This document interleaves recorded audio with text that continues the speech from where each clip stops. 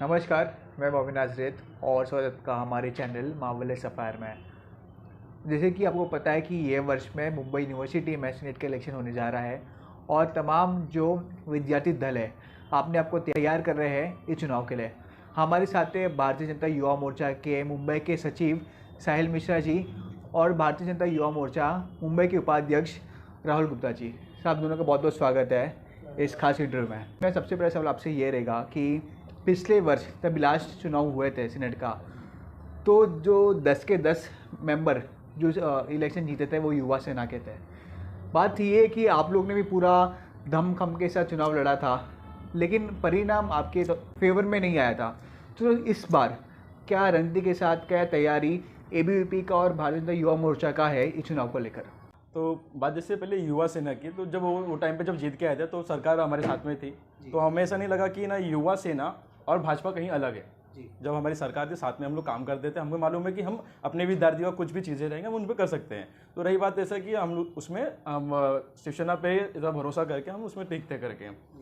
और अभी जो तैयारी की बात है कि एबीवीपी और जो युवा मोर्चा साथ में मिलकर काम कर रहे हैं और आगे जाकर इसमें हम लोग अपने जो वोटिंग्स बढ़ाने की बात है, तो हम लोग ना ग्राउंड लेवल में वार्ड से लेके अपने मुंबई टीम तक जो हमारी जो बैठक हुई, जो हमारे व्यायाम बने, उसमें हम लोग ने काम बांटा है कि इसमें कैसे वोटिंग सिस्टम होंगे, कैसे लोगों को हम धीरे धीरे बाहर निकालेंगे और वोट के लिए रेडी करेंगे करके। जैसे अभी रजिस्ट्रेशन चालू है सेंट्रल इलेक्शन को लेकर, आपको कॉन्वोकेशन सर्टिफिकेट सबमिट करना पड़ता है, ऑनलाइन ये सब प्रोसीजर चालू है। साहिल भाई, मेरा सवाल आपसे ये है कि जैसे तभी ग्राम पंचायत का चुनाव होता है या फिर लोकसभा का, विधानसभा का चुनाव होता है, तो जो इलेक्शन कमीशन आती है वे लोग खुद ज़मीन पर उतर कर रजिस्ट्रेशन करते हैं, लेकिन सीनेट इलेक्शन जो देश के भविष्य की जो युवा है, जो देश के नवनिर्माण के लिए जो कार्य करते हैं युवा, उनके लिए ये चुनाव होता है, स्पेशली अगर हम देखना चाहें तो। परंतु जैसा सरकार इसमें योगदान देना चाहिए, सरकार का ना रोल रहता है, ना मीडिया का इसमें रोल रहता है, मीडिया भी प्रॉपर कवरेज इस चुनाव को देती नहीं है। तो आपको क्या लगता है कि मीडिया कवरेज मिलना चाहिए और सरकार भी इस पर ज़्यादा योगदान और ज़्यादा सपोर्ट करना चाहिए सीनेट इलेक्शन को? तो मुझे भी ऐसा लगता है कि मीडिया कवरेज बहुत ज़रूरी है। यूथ के जो इलेक्शंस हो रहे हैं, ये आगे के जाके ये अपने जो इम्पैक्ट पड़ेगा इलेक्शंस पे, जैसा सीनेट इलेक्शन हो या आगे जाके जो ग्राम पंचायत इलेक्शन हो या अदर कोई इलेक्शंस रहता है, तो ये यूथ ही आगे जाके ये सब इलेक्शन के लिए पार्टिसिपेट करने वाले हैं। बट मोस्टली यूथ को जो पास आउट होगा या अभी भी पढ़ रहे हैं, उनके इनके बारे में थोड़ा नॉलेज नहीं है। तो मुझे पहले तो अगर ना हमारी एबीवीपी इलेक्शंस में लड़ रहे हैं, तो हम चाहेंगे कि ना इसके बारे में ब्रीफली लोगों को मालूम पड़े, या तो इसकी कोई कमेटी बने या एक्सप्लेन कर पाए स्टूडेंट्स को कि हाँ भाई ऐसे वोटिंग सिस्टम होते हैं और ये आपका रूल भले के लिए इसमें रहेगा करके।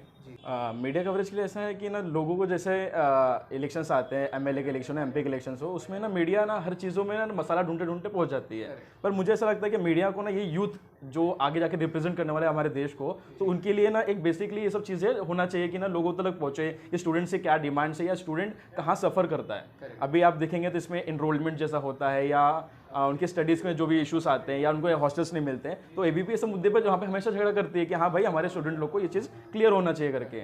बट जब मीडिया का सवाल आता है तो मीडिया खाली एक हाईलाइट दिखाने के लिए उतना ही है। तो मीडिया से भी मेरा दरखास्त है कि ये चीज़ों में भी थोड़ा यूथ के पास दिखाना चाहिए और लोगों को जागरूक करें आप। राहुल जी, मेरा सवाल आपसे ये भी है कि जैसे कि जो जुरिडिक्शन है मुंबई यूनिवर्सिटी का बहुत बड़ा है, पालघर तक जाता है, रत्नागिरी और सिंधुदुर्ग तक जाता है। तो लास्ट वीक तभी हम सेंट्रल इलेक्शन के रिगार्डिंग इंटरव्यूज़ ले रहे थे, लोगों का ओपिनियन ले रहे थे, तो कुछ विद्यार्थी है पालघर के और विरार के, तो वे हमें बता रहे उनके कॉलेजेस में पीआरएन का इशू है, मार्कशीट में पीआरएन का इशू होता है, फिर प्रॉपर कंप्यूटर लैब नहीं है वहाँ पर, कैंटीन फैसिलिटी नहीं है, हॉस्टल फैसिलिटी नहीं है। तो ऐसे बहुत सारे मुद्दा है जो हमारे विद्यार्थी जो देश के भविष्य है आज वो फेस करे, और वो सीनेट मेंबर कहाँ पर बैठते हैं, उनका कार्यालय कहाँ पर है, किसको पता ही नहीं है, ना सोशल मीडिया में उसके बारे में अवेयरनेस है।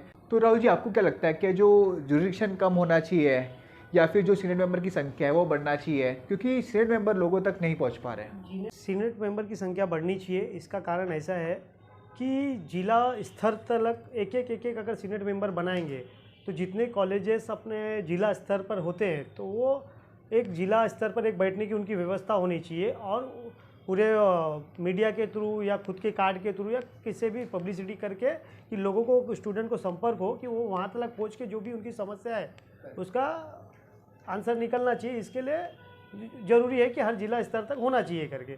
जैसे कि अभी मुंबई में 6 जिला है, तो 6 जिला के एक ऑफिशियल होना चाहिए जिला स्तर लेवल पर, तो जहाँ पर वो सीनेट मेंबर बैठे ठीक है। और सीनेट मेंबर यूनिवर्सिटी हो या कॉलेज हो, जो 4-6 कॉलेज हो जो उनमें उनका बोर्ड लगा हो, नंबर लगाओ कि आपको कोई समस्या या प्रॉब्लम हो तो आप यहाँ पर आकर संपर्क करिए। तो वहाँ पर प्रिंसिपल को मिले या एडमिनिस्ट्रेटिव को मिले, जाके उससे मिल के अपना उनका जो भी प्रॉब्लम्स हो सॉल्व हो करके। काफ़ी वर्षों से आप राजनीति में सक्रिय हो।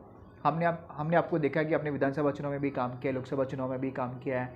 तो अभी आप साहिल भाई के साथ जो सीनेट इलेक्शन है उसके लिए भी आप काम कर रहे हो, तो आपने क्या देखा है, आपका अनुभव कैसा है कि बीएमसी चुनाव, विधानसभा चुनाव, इसमें कार्य करना डिफिकल्ट है या फिर सीनेट चुनाव में कार्य करना डिफिकल्ट है? आपका पर्सनल अनुभव बताइए हमें। सीनेट का इलेक्शन टफ होता है।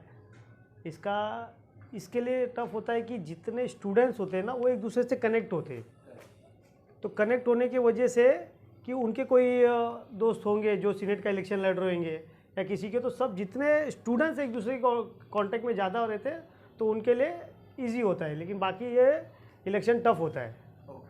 बीएमसी में कैसा होता है कि 2 कैंडिडेट होते हैं तो ठीक है, लेकिन इसमें कैसा जो भी सीनेट का इलेक्शन लड़ता है वो भी स्टूडेंट से ही गया हुआ रहता है 99%। तो उनके संपर्क होते हैं कॉलेजेस में, जो कॉलेज से पढ़े तो बोले हमारा कैंडिडेट है, तो कॉलेज वाले पूरा वहाँ फेवर करते हैं। ठीक है, तो उसके लिए टफ होता है मेरे हिसाब से। काम को देखकर वोट नहीं दिया जाता है, हाँ हाँ, तो काम क्योंकि पता ही नहीं चलता ना सीनेट का, अभी तक तो पता नहीं चला। शायद अगर हमारा भी ये टाइम हो, बीजेपी का और एपी युवा मोर्चा का और एबीपी का अगर कोई सीनेट अभी चुन के आएंगे तो इसका काम आपको जरूर देखने मिलेगा और इस पर फिर टफ कम हो जाएगा। सिर्फ एबीपी और भारतीय जनता युवा मोर्चा के नाम पे सीनेट का जो भी कैंडिडेट होगा वो विन होगा 100%। आप एक ऐसे राजनेता हो जो बहुत ही अभ्यास करके आप ग्राउंड लेवल पे काम करते हो। तभी हम, अगर आपने दिल्ली का चुनाव देखा होगा, जैसे दिल्ली में दिल्ली यूनिवर्सिटी है या फिर JNU है, तो वहाँ पर एबीवीपी बहुत स्ट्रॉन्ग है एज़ कम्पेयर टू मुंबई। तो ऐसा क्यों है कि दिल्ली में आप लोग बहुत ही पावरफुल है एज अ स्टूडेंट और student as a student organisation, और मुंबई में इतना युवा से ना आप पर ज़्यादा दबदबा रहता है हमेशा? आपने कभी इसके ऊपर आकलन किया है, समीक्षा किया है? आपको जैसे मालूम रहेगा JNU एक राजनीतिक केंद्र हो चुका है, चाहे वहाँ पे कांग्रेस के वामपंथी लोग हो, पर वहाँ पे एबीवीपी अपने स्ट्रॉन्ग प्रेजेंस करती है, क्योंकि वहाँ पे जितना टफ फाइट होता है और एबीवीपी अपना रिप्लाई वैसे ही टफ देती है करके। पर मुंबई में ऐसा है कि ना, यहाँ पे सब लोग एडुकेटेड हैं। वामपंथियों के जितना शांति यहाँ पे एबीवीपी कर चुकी है, उसी प्रकार यहाँ पे इतनी शांति है कि एबीवीपी अपने ढंग से काम करती है। उनका एक सिस्टम होता है कि साइलेंटली काम करना, पर जब कोई भी वामपंथी अगर कुछ स्टूडेंट के बिहाफ में कुछ गंदे नारे लगाना या तोड़ने की बात करेगा, तब एबीवीपी उस हिसाब से जवाब देती है उसमें। जो सीनेट इलेक्शन का जो हम इंटरव्यू ले रहे हैं, इसका मुख्य कारण ये है कि बहुत से ऐसे विद्यार्थी है जिनको इसके बारे में अवेयरनेस नहीं है, जागृति नहीं है, तो इसलिए हम ये इंटरव्यू ले रहे हैं। तो तमाम जो मुंबई के युवक है, विद्यार्थी है, उनके लिए आपका क्या संदेश रहेगा और कैसे वो एनरोल कर सकते हैं सीनेट चुनाव के लिए? क्या क्या डॉक्यूमेंट को सबमिट करना पड़ेगा, और आपका एक जन जागृति के लिए एक पैगाम, और आपका अगर आप आपका नंबर और ईमेल ID शेयर कर सकते हो तो बहुत अच्छा रहेगा। सबसे पहले धन्यवाद करूंगा मैं आपकी मार्वेलस सफायर जो टीम है, एंटायर टीम, जो ये अच्छा स्टूडेंट लोगों को जागरूक करने के लिए अच्छे से इंटरव्यू लेती है, जो ग्राउंड लेवल पर लोग काम करते हैं उनके लिए। तो मैं सर्वप्रथम बताऊंगा मेरे दो भाइयों को, मेरे स्टूडेंट जो साथी हैं या बाकी जो मित्र हैं जो अलग अलग जगह से पढ़ रहे हैं करके, कॉलेज में पढ़ रहे हैं, ये मुंबई यूनिवर्सिटी के जो ये सीनेट इलेक्शन होते हैं, जैसे आप एक नगर सेवक या MLA को चुन के देते हो, वो उस प्रकार अपने एरिया में जैसे डेवलपमेंट करता है, तो ऐसे एक सीनेट होता है जो आपके कॉलेज में क्या ज़रूरी है, आपके आगे यूनिवर्सिटी में क्या पोर्शन होने वाले हैं, आगे जाके आपको क्या ज़रूरी चीज़ें निकलनी है। जैसे कैंपस का कुछ इशू हुआ, कोई स्टूडेंट बाहर से आके यहाँ पे मुंबई यूनिवर्सिटी में पढ़ने के लिए आता है, तो उनको क्या डिफिकल्टीज होती है, तो एबीपी ये सब चीज़ों पे बहुत ध्यान देती है। युवा मोर्चा की टीम भी लगी रहती है कि कभी कोई स्टूडेंट को कोई इशू ना हो। तो अभी आप देखे रहेंगे कि PM प्रधानमंत्री नरेंद्र मोदी जी खुद परीक्षा पे चर्चा ऐसी मुहिम निकाले हैं जो लोगों तक कनेक्टिविटी बने।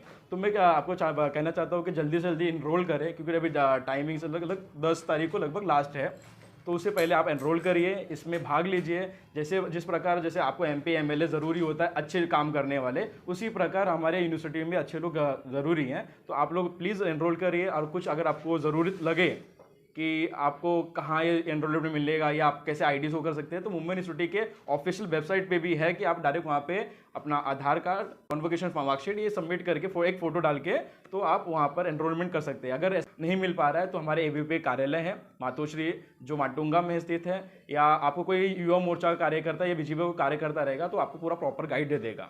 तो प्लीज़ आप एनरोलमेंट करिए। अगर आपको कुछ और आगे की ज़रूरत पड़े तो मेरा नंबर आप नोट कर सकते हैं। मेरा मोबाइल नंबर है 9372268550, और मेरा मेल ID है sahilmishra1208@gmail.com। Thank you. साहिल जी और राहुल जी, आपका बहुत बहुत धन्यवाद कि आपने आपके कीमती समय में से समय निकाला इस बेहद खास इंटरव्यू के लिए, और आपके इस मुलाकात के द्वारा हज़ारों ऐसे विद्यार्थी रह गए जिनको लाभ पहुंचेगा। तो धन्यवाद सर।